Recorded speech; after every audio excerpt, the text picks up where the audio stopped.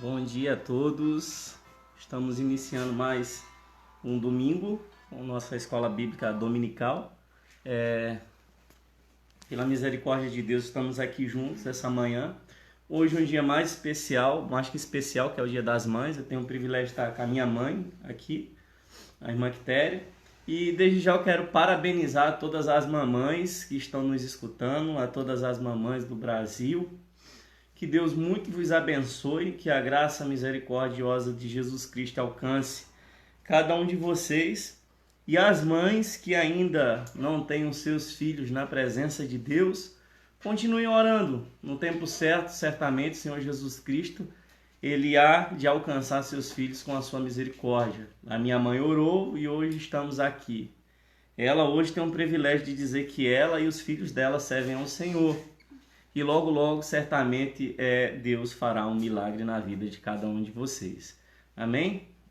Desde já eu quero desejar um bom dia ao pastor Silvio, a irmã Fernanda, a Letícia, a Tânia, a Renata, que está também conosco, a irmã Cida, todos vocês que têm nos acompanhado todos os dias. E é um privilégio muito grande poder estar aqui falando do amor de Deus.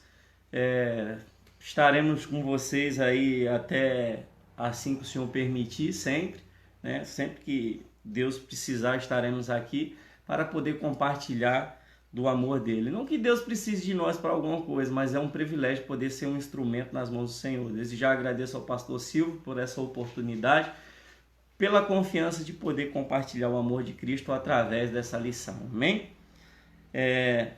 Vamos iniciar orando como sempre. E antes eu gostaria de pedir à irmã Fernanda que estivesse fazendo uma oração pelas mães e depois a gente vai estar orando pela lição, amém? Querido Deus e Pai, na Tua presença, em primeiro lugar queremos agradecer pelo dia de hoje, pela nossa saúde, por podermos acordar para estar vivendo esse dia que é em comemoração ao Dia das Mães. Gostaria também de pedir que o Senhor esteja cuidando, abençoando todas as mães, aquelas que ainda estão gestando seus filhos, as que estão com os filhos talvez adoentados, hospitalizados, presos, aquelas mães que estão longe, não estão podendo ter contato com seus filhos por conta desse isolamento social que estamos vivendo. Também abençoe todas as mães que estão junto com seus filhos, abençoe no geral todas as mães do mundo, os filhos, colocando no coração dos filhos a importância de valorizar suas mães cada dia mais e mais. É o que eu peço e agradeço em nome de Jesus. Amém. Amém.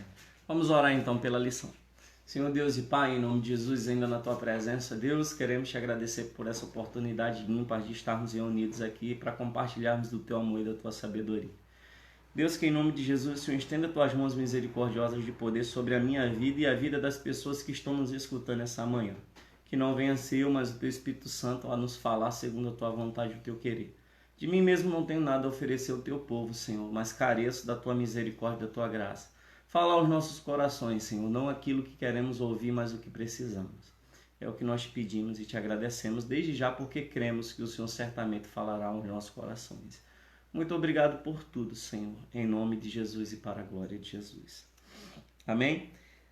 A nossa lição é a terceira dessa nova revista, que tem por título Não as Obras e Sim a Graça. A graça salvadora e redentora de Jesus Cristo. Eu vou pedir à irmã Fernanda que esteja lendo o nosso texto base, que fica lá em Efésios capítulo 2, verso 8 e 9. Porque pela graça sois salvos por meio da fé, e isso não vem de vós, é dom de Deus. Não vem das obras, para que ninguém se glorie. Pela graça nós somos salvos. Isso não vem de nós. É um dom que Deus nos deu, né? Misericórdia. A graça, irmão, é um favor imerecido. É aquilo que a gente não merece. Eu não merecia estar aqui esta manhã. Acredito que nem vivo, mas pela misericórdia de Deus estou aqui falando do amor e da misericórdia de Cristo que me alcançou, que te alcançou essa manhã. Por isso que nós estamos aqui, para aprender de Cristo. E Paulo entendeu isso. Paulo entendeu a misericórdia e a graça de Deus. E a lição inicia assim: uma questão ainda discutida em nosso meio é a relação correta entre a lei, que é o Torá, que é o sistema do Antigo Testamento para se aproximar de Deus, e a graça mostrada no Novo Testamento.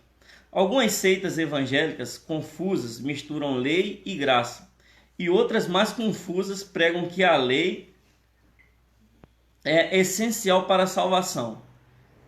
Paulo era um judeu extremamente ortodoxo, um fariseu profundamente imerso no ensino da lei. Ele foi um dos mais aplicados fariseus. E lá em Gálatas, que eu vou pedir para a Fernanda ler, 2,14, ele explica isso bem. Mas, quando vi que não andava retamente conforme a verdade do Evangelho, disse a Cefas perante todos: se tu, sendo judeu, vives como os gentios e não como os judeus, como é que obriga os gentios a viverem como judeus?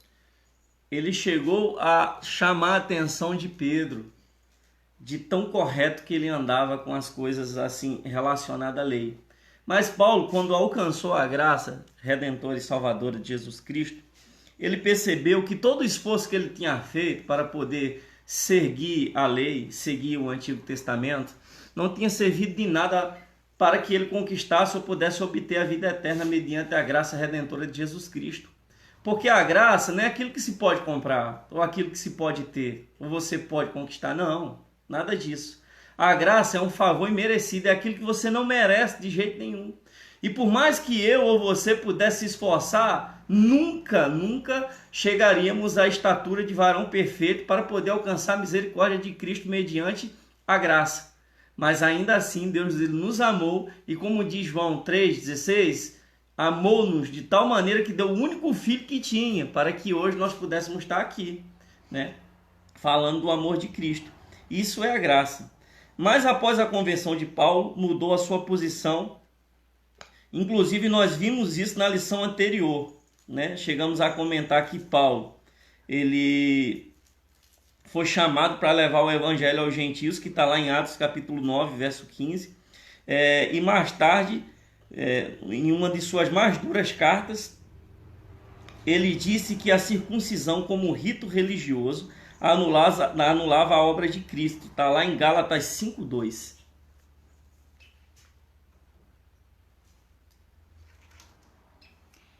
Eis que eu, Paulo, vos digo que, se vos deixareis circuncidar, Cristo de nada vos aproveitará.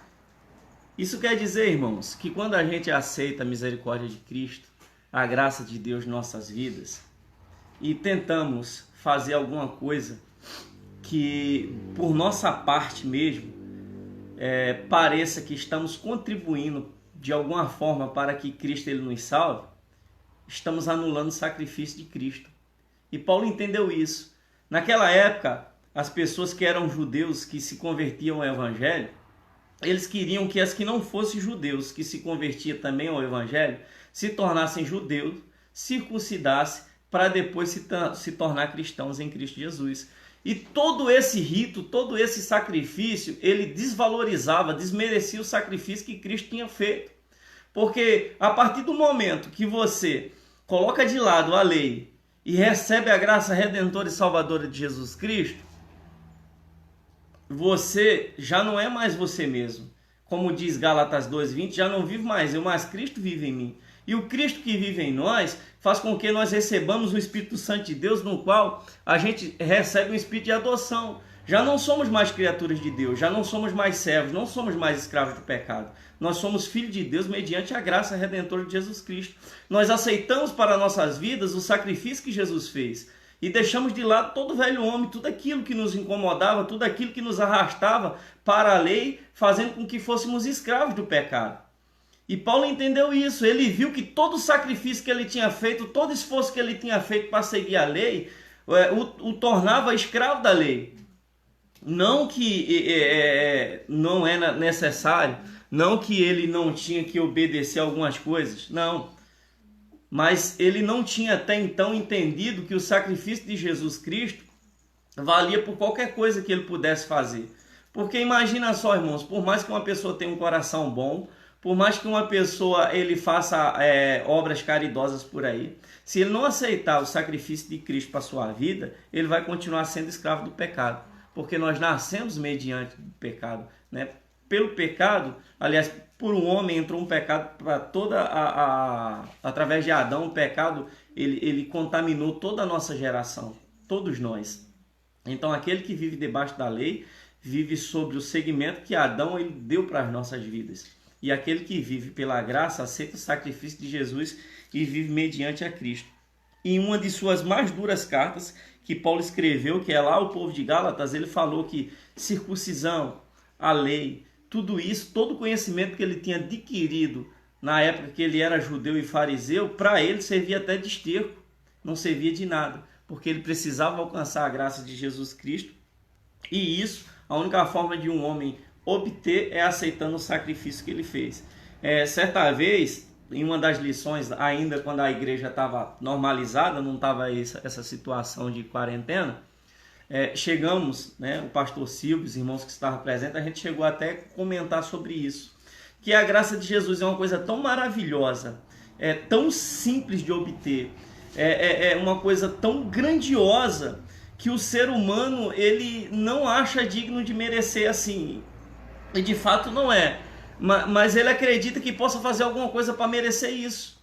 Imagina que você vivia meio ao pecado, escravo do pecado, submerso na escuridão, não tinha salvação para você, e Cristo estende as suas mãos para a sua vida, para a minha vida, e diz assim: ó, meu filho, tudo que você precisa fazer é aceitar o meu sacrifício. Só isso, nada mais que isso. E é tão simples, irmãos, aceitar Cristo, é tão simples servir a Cristo, que a maioria da população, a maioria das pessoas, inclusive hoje que se dizem cristãos, não entende. Né? É uma coisa tão simples que é como se dissesse assim: não vou pegar isso não, tá bom demais para ser verdade.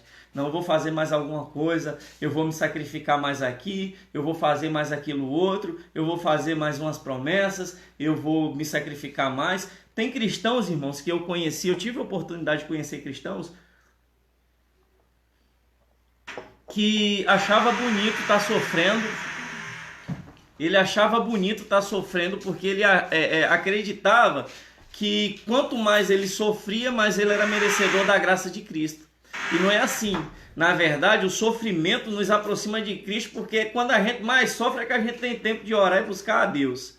Mas não é o sacrifício nosso que nos aproxima da graça de Deus. Não, é o sacrifício de Cristo que nos aproxima da graça de Deus. E Paulo, quando entendeu isso, ele colocou de lado tudo aquilo que ele tinha aprendido na época da lei, e recebeu e aceitou a graça de Jesus Cristo. Uma busca inadequada. É o primeiro tópico. Diz assim: Paulo não encontrou a justificação dos seus pecados na lei, mas na fé em Jesus. E seja achado nele, não tendo como minha justiça a quem vem da lei, mas a quem vem pela fé em Cristo, a saber, a justiça que vem de Deus pela fé. Está lá em Filipenses 3,9. A busca anterior, como fariseu, fora frustrante. A lei, como qualquer sistema religioso, não pode nos dar o perdão dos pecados. Só a fé em Cristo. Só a fé em Cristo. Alguém pode se sentir até bem numa religião, cumprindo um conjunto de regras, obedecendo determinados ritos, mas isto só será uma questão de gosto. Ele terá uma paz interior porque satisfez um desejo do seu coração, mas diante de Deus isso é bem diferente do que sentimos ou achamos. Só a fé em Cristo pode salvar a pessoa. Muitas pessoas buscam a paz interior por aí. Algumas religiões as pessoas se automutilam, se sacrificam, outras andam supostamente sem aceitar coisas supérfluas do mundo, outras fazem esforços absurdos, tem até pessoas que fazem sacrifícios por aí de madrugada em determinadas religiões, buscando saciar o desejo do seu coração, e tem delas que até encontram uma suposta paz interior, porque tecnicamente ele massageou o ego dele, ele fez todo aquele sacrifício e alcançou, dentro daquilo que ele acreditava, acertar as coisas dele com ele mesmo. Só que, amados, mediante a Deus, isso não importa em nada. Em nada. Imagina só, você pega R$1 milhão emprestado com uma pessoa em barra de ouro. Você pegou em ouro.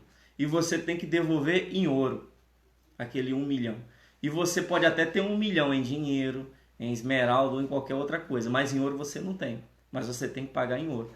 Ou seja, você nunca vai ter dinheiro para pagar aquela dívida. E chega alguém para você e diz assim, olha, eu vou te dar 1 milhão em ouro para tu pagar.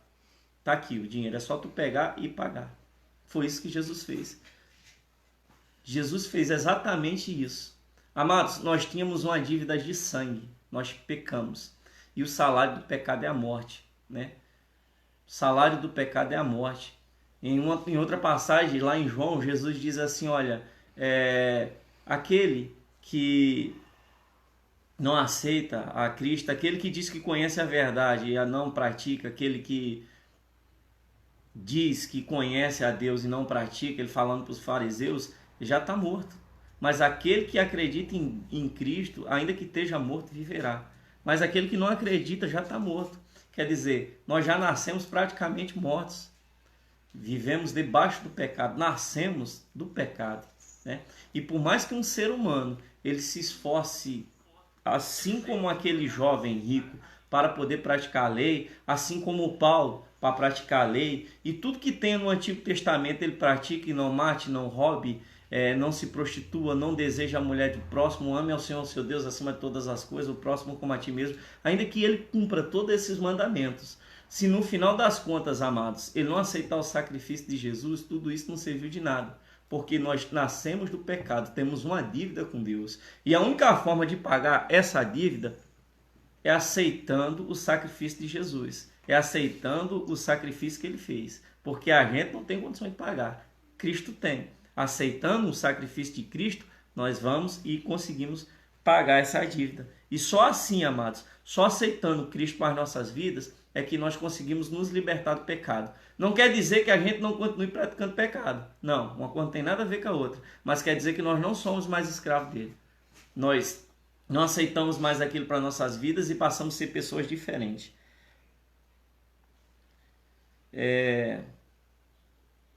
A bagagem legalista de Paulo foi inútil, como podemos ler lá em Filipenses, capítulo 3, verso 4 até o 7. Se bem que eu poderia até confiar na carne. Se algum outro julgar poder confiar na carne, ainda mais eu.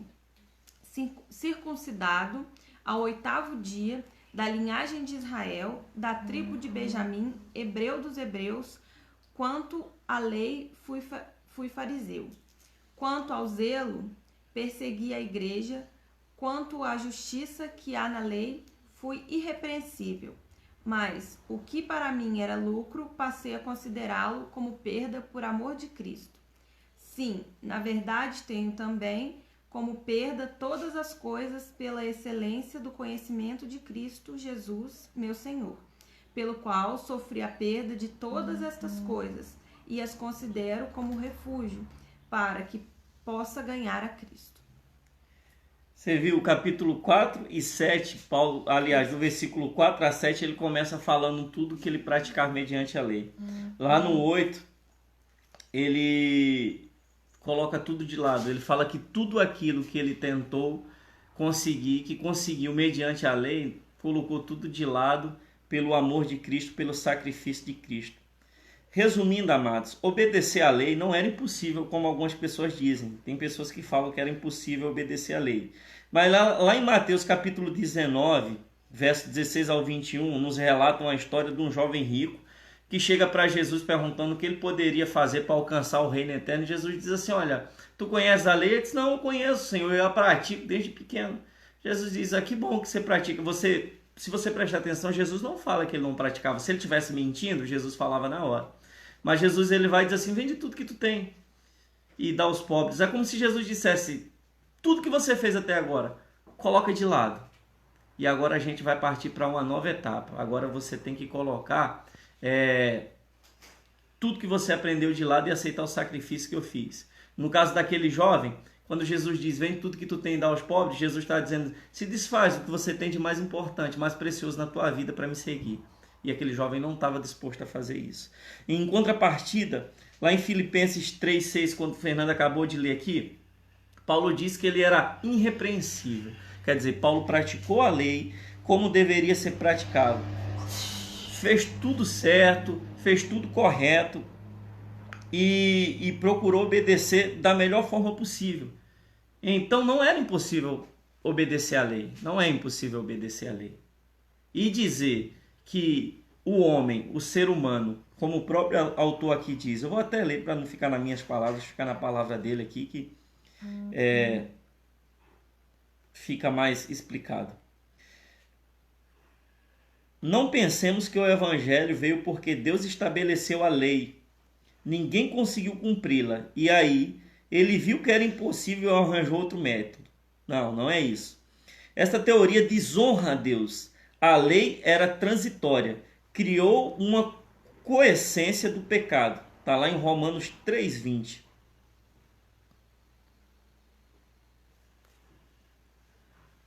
Porquanto, pelas obras da lei, nenhum homem será justificado diante dele, pois o que vem pela lei é o pleno conhecimento do pecado. Viu? A lei, ele criou uma coessência do pecado. Aí Deus foi e nos ofereceu a graça. A graça faz com que nós reconhecemos nosso pecado, reconheçamos nossa inferioridade para podermos nos libertar desse pecado e venhamos aceitar o sacrifício de Jesus Cristo. Isso é que a graça faz para as nossas vidas. Segundo ponto. Cristo é o fim da lei. A religião legalista, seja dos fariseus ou seitas atuais que nos enche de regras, enfatiza que a pessoa deve fazer.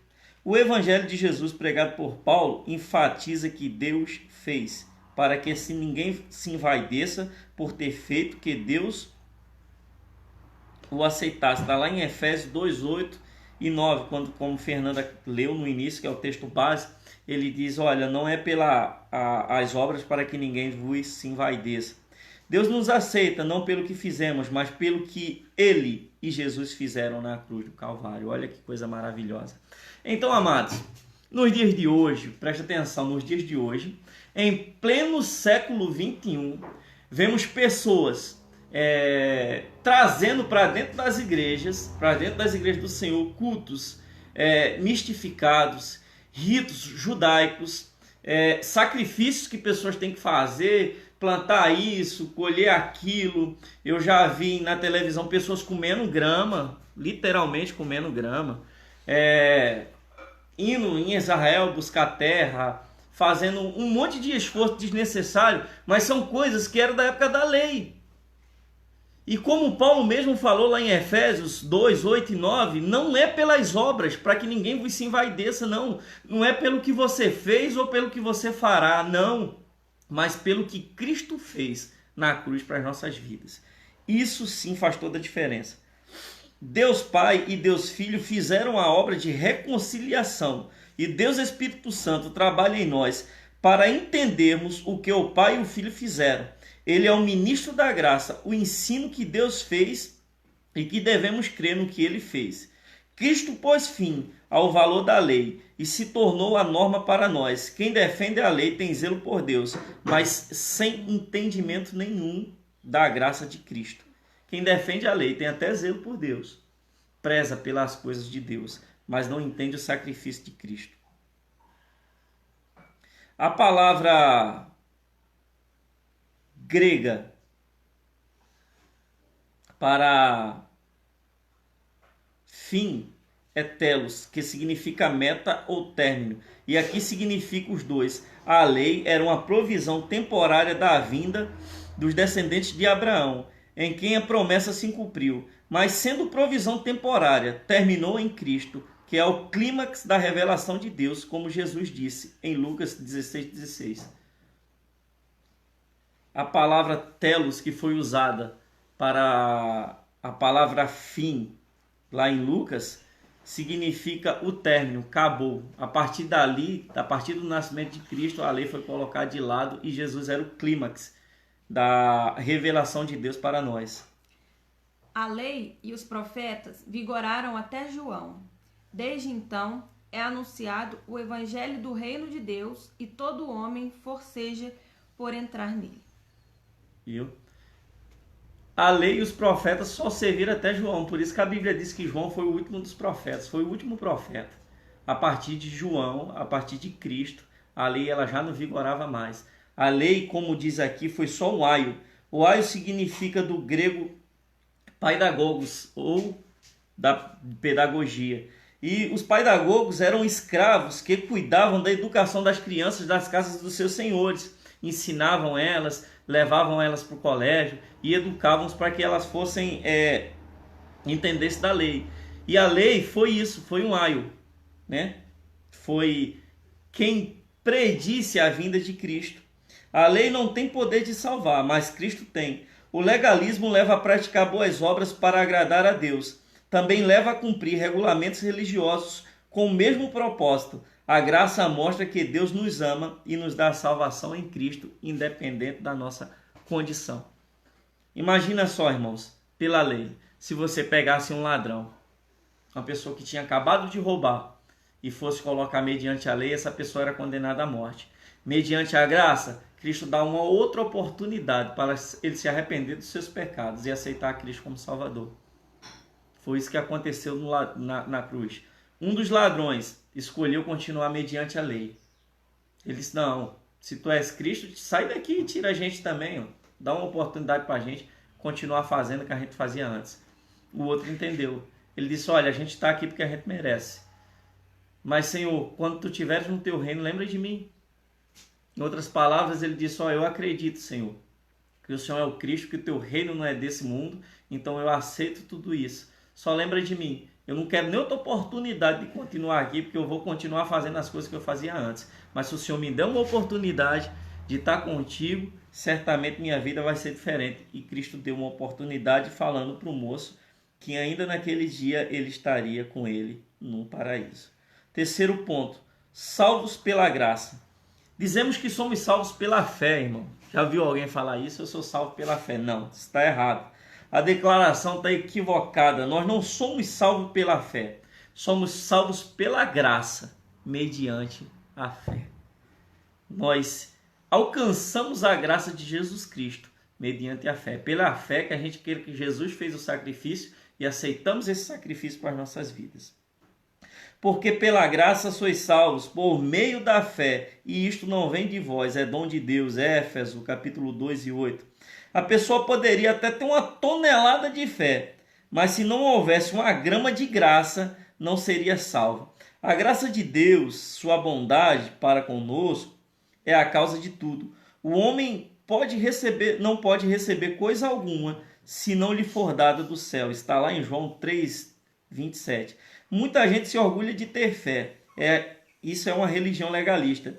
Quem põe o foco no homem, quem põe o foco no homem, isso é quem põe o foco no homem. A graça nos humilha ao dizer que nada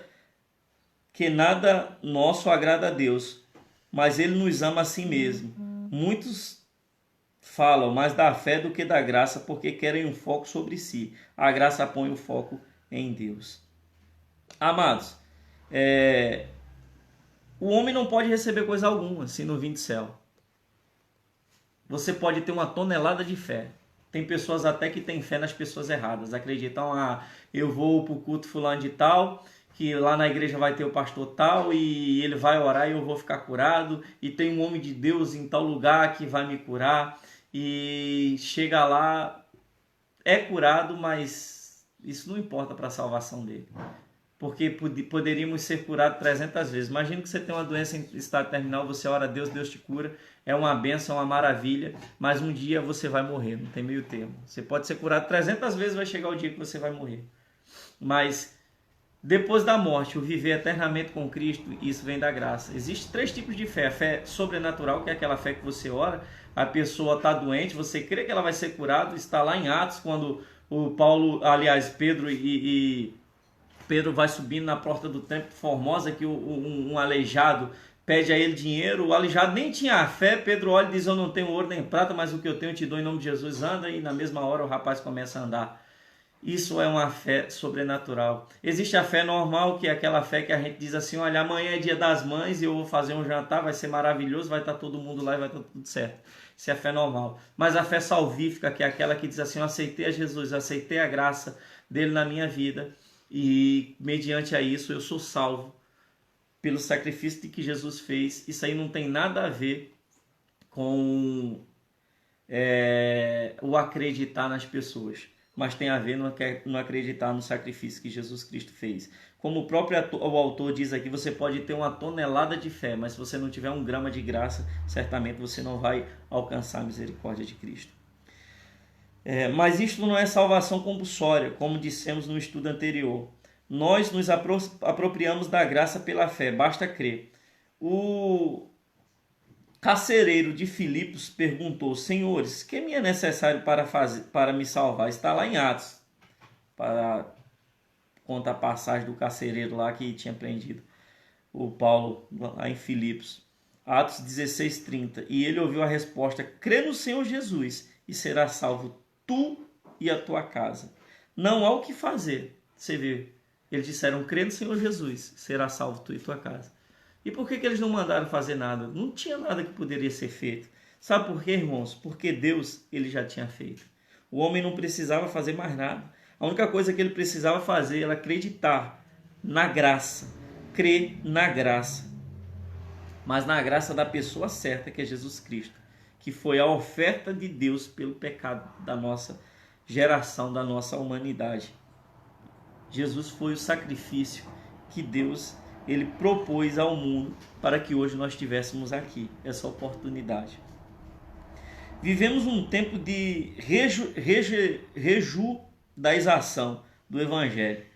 A questão que a igreja resolveu em Atos 15 ressurge na ação de alguns que, empolgados pelos seus insights e de gurus iluminados, trazem fraseologias e símbolos e festas judaicas para dentro da igreja, né? Uma questão que foi resolvida lá em Atos 15, lá na época do concílio, as pessoas hoje trazem de volta, trazendo para dentro da igreja coisas da época dos judeus, ritos judaizantes, promessas que você tem que fazer, sacrifícios que você tem que fazer desnecessário, acreditando em alguns gurus, pastores milagrosos, sacrifícios que você pode fazer para alcançar alguma graça mediante a seu esforço, e tudo isso daí nada vale para a tua salvação, porque o único sacrifício que poderia ter sido feito, Jesus fez por nós. Concluindo, o autor colocou aqui 3 pontos maravilhosos que diz assim, para agir e pensar. O primeiro ponto: somos salvos pela graça, não pela lei. Portanto, pelas obras da lei, nenhum homem será justificado diante dele, pois o que vem pela lei é o pleno conhecimento do pecado. Está lá em Romanos 3,10, como Fernanda leu, né? Somos salvos pela graça, não pela lei. Porque a lei só mostrou para nós que a gente é muito pecador e não merecia ser salvo. A graça não. Ela nos acolheu mesmo como pecador e nos libertou do pecado. Segundo ponto: somos salvos pela graça por meio da fé. Não é a nossa fé que arranca alguma coisa de Deus. É a graça de Deus que nos oferece e nós nos apossamos dela pela fé. Olha que coisa maravilhosa que o autor colocou, né? Vou até repetir. Não somos salvos pela graça. Nós somos salvos pela graça, por meio da fé.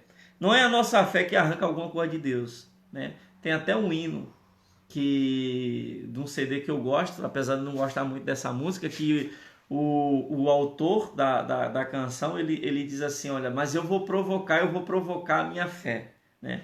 Não vou provocar o meu milagre, e eu vou correr atrás e o meu milagre vai acontecer. Eu não concordo bem com essa música, justamente por isso, porque não é a nossa fé que pode arrancar alguma coisa de Deus, né?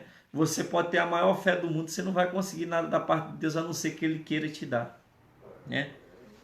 Não é a nossa fé que arranca alguma coisa de Deus. É a graça de Deus que nos ajudou e nos ofereceu a oportunidade para que nós, através da fé, nos apossamos do sacrifício de Jesus Cristo.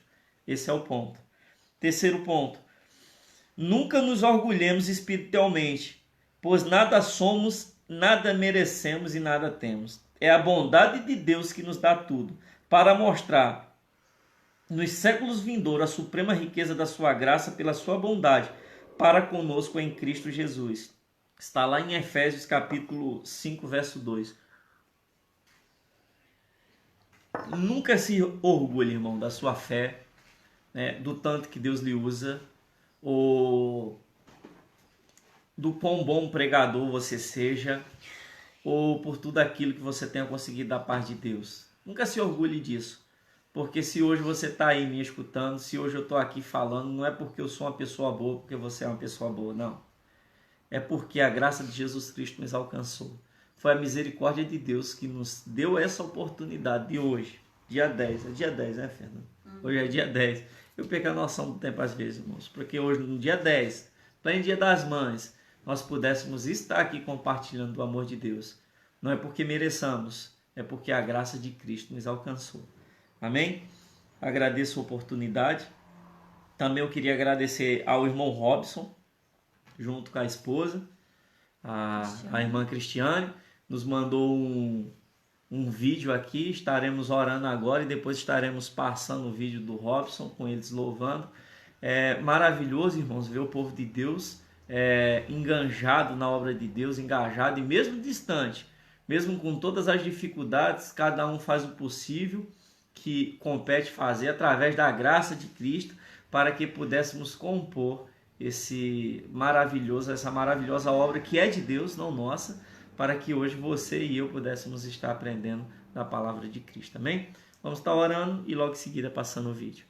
Senhor Deus e Pai, em nome de Jesus, queremos te agradecer pela tua graça, ó Pai, que nos alcançou. Muito obrigado, ó Pai, pelo sacrifício do teu Filho amado, Deus, para as nossas vidas.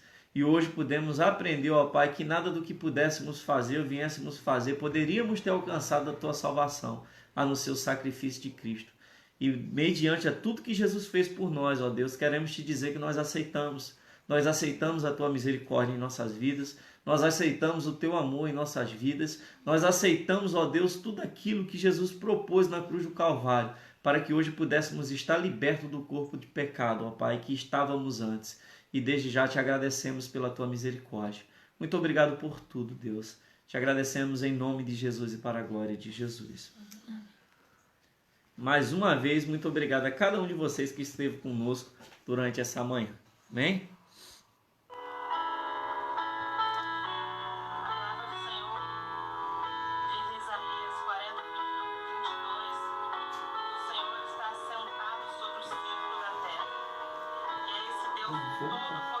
Sua língua é